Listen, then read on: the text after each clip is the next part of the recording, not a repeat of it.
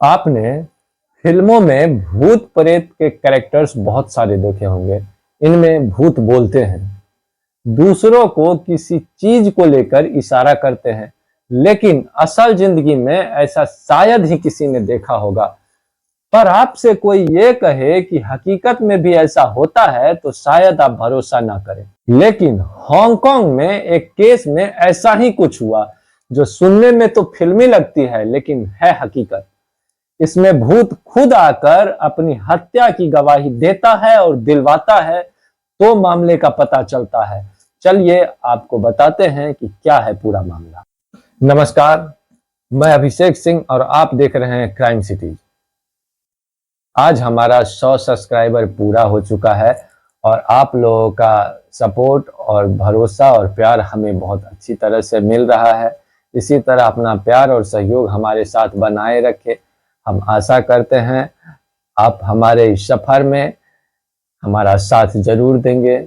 जब तक हम इस कहानी को शुरू करते हैं तब तक अगर आपने हमारे इस चैनल को सब्सक्राइब नहीं किया है तो सब्सक्राइब कर लीजिए। वीडियो में अंत तक बने रहिए, वीडियो को लाइक कीजिए और जहां तक हो सके शेयर कीजिए, ताकि हमारा ये छोटा सा चैनल थोड़ा सा बड़ा आप लोगों के सहयोग से बन जाए। ये मई 1999 की बात है। दोपहर का समय था। 14 साल की एक किशोरी हांगकांग के एक पुलिस स्टेशन पहुंचती है। वो काफी घबराई हुई थी।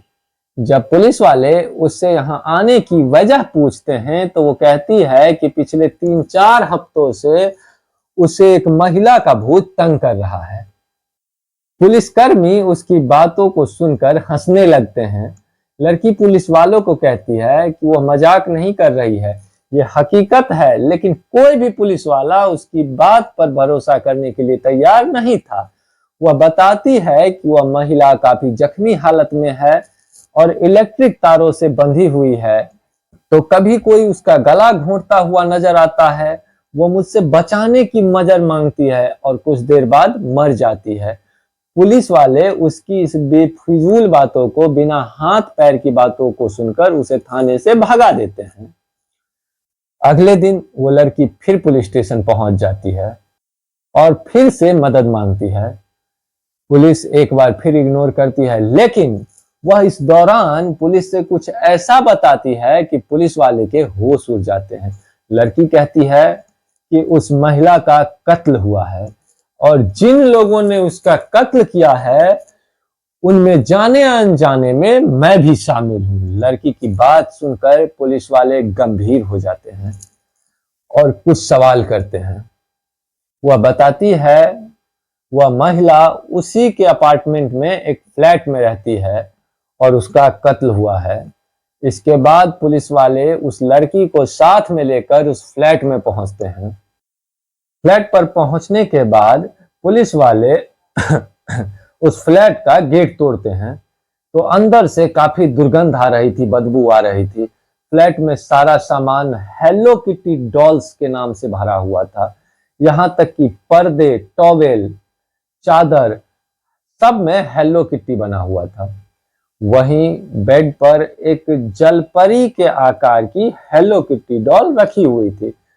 पुलिस वाले उस डॉल को उठाकर चेक करते हैं तो उसके अंदर जो होता है उसे देखकर वो भी दंग रह जाते हैं।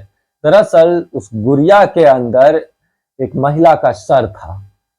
सर को देखकर ऐसा लग रहा था जैसे उसे गर्म पानी में उबाला गया हो और सिर के टुकड़े टुकड़े करने की भी कोशिश की गई हो। अब पुलिस वाले इस केस में गंभीर होते हुए ये मान लेते हैं कि किसी का मर्डर तो हुआ है, लेकिन अब ये कैसे पता लगाएं कि मर्डर किसका हुआ है। पुलिस ने जांच शुरू की तो उनके सामने और भी हैरान करने वाले बातें आई। पुलिस को पता चला कि हांगकांग में एक साधारण परिवार में पैदा होने वाली फैन मैनी बचपन में ही लावारिस हो गई थी। उसके माता पिता ने उसे छोड़ दिया था। उसका बचपन चाइल्ड होम में गुजरा था। जब वो बड़ी हुई तो उसे ड्रग्स की लत लग गई। वो बिना ड्रग्स के रह नहीं पाती थी, पर कई बार ऐसा होता था कि ड्रग्स के लिए उसके पास पैसे नहीं होते थे और वो बहुत परेशान हो जाती थी। ड्रग्स की लत को पूरा करने के लिए वो जिस्म फरोशी यानी वेश्यावृत्ति करने लगी। कुछ दिन बाद उसने नौकरी करने का मन बनाया। वह एक नाइट क्लब में नौकरी करने लगी। यहाँ वह 34 साल के चैन मैन लोग से मिली। चैन एक दलाल और ड्रग्स डीलर था। उस समय फैन मैन ई की उम्र 23 साल के करीब थी। दोनों के करीब कुछ ही समय में गहरी दोस्ती हो गई। अप्रैल 1999 में फैन मैनी एक दिन चैन मैन लोग के घर मिलने के लिए पहुंची।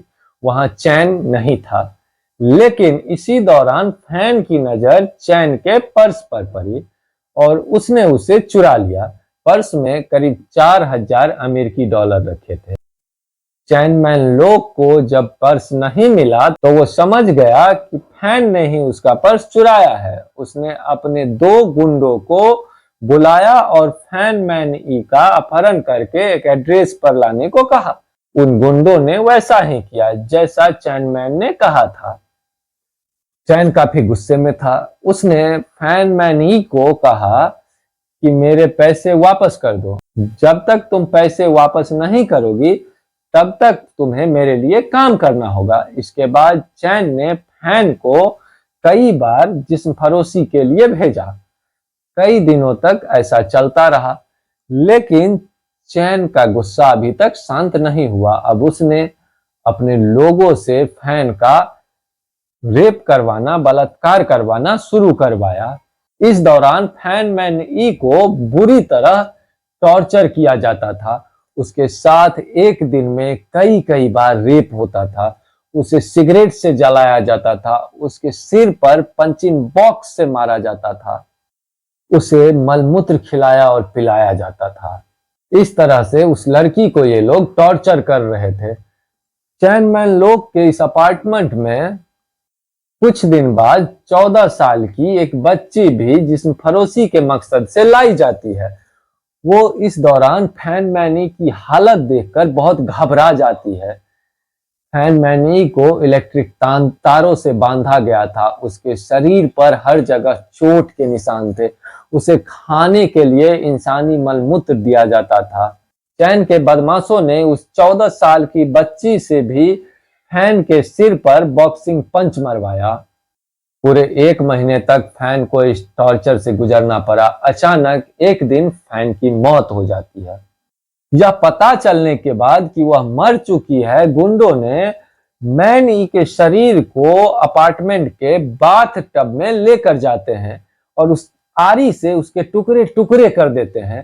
फिर उन्होंने उसके शरीर के अलग अलग टुकड़ों को पकाया ताकि वो सड़ने से बच जाए और सड़े हुए मांस की गंध न आए।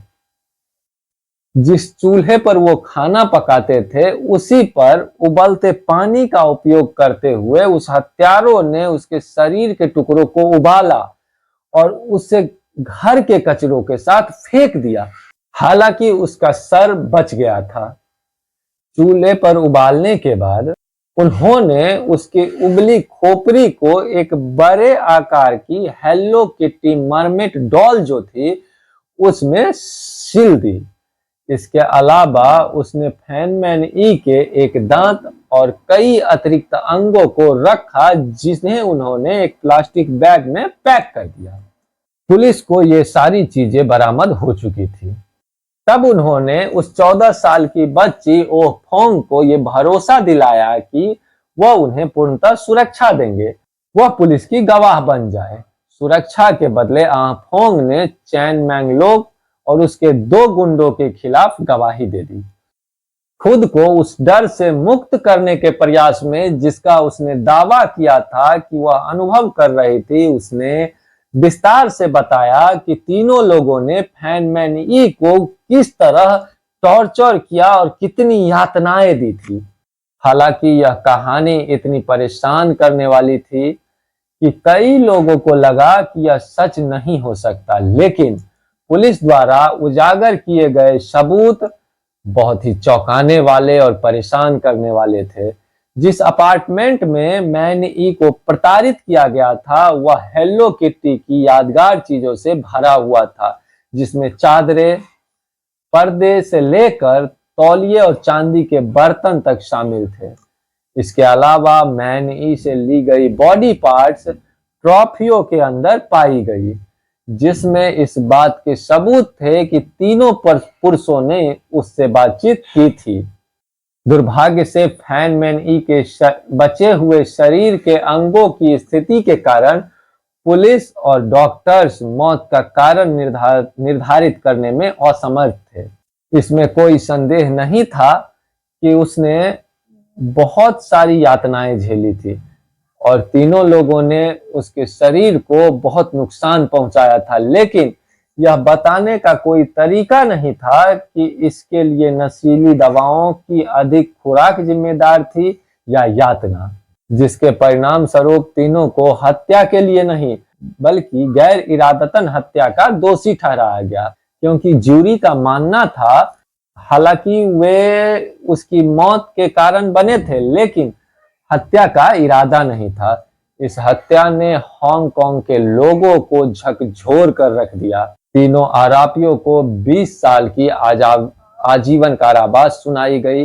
हालांकि लोगों ने इस सजा का विरोध किया क्योंकि लोगों के अंदर इतना गुस्सा था कि वे उन आरोपियों के लिए मौत की सजा की मांग कर रहे थे। खैर, ये कहानी जापान की एक सच्ची घटना थी जो हमने आज आपको सुनाई और आपके सामने लेकर आए।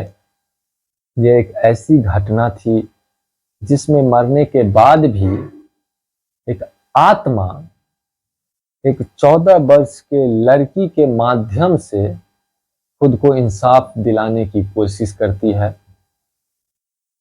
कुछ लेख में यह भी कहा गया है कि जब इस मामले की सुनवाई कोर्ट में चल रही थी, उस वक्त जो वहां के जज थे, ज्यूरी मेंबर्स थे, उनका कहना था कि, और वहां पर जो लोग मौजूद थे उनका कहना था कि उन्हें हैंडमैन ई का चेहरा उस कोर्ट में मौजूद लोगों में दिखता था।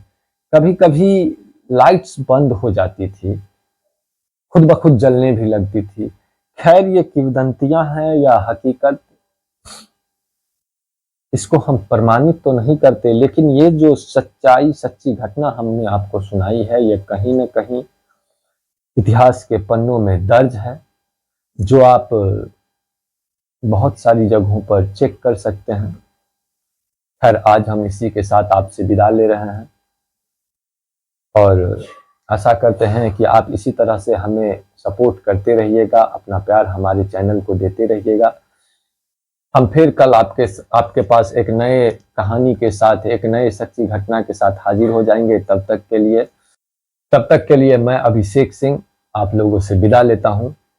धन्यवाद।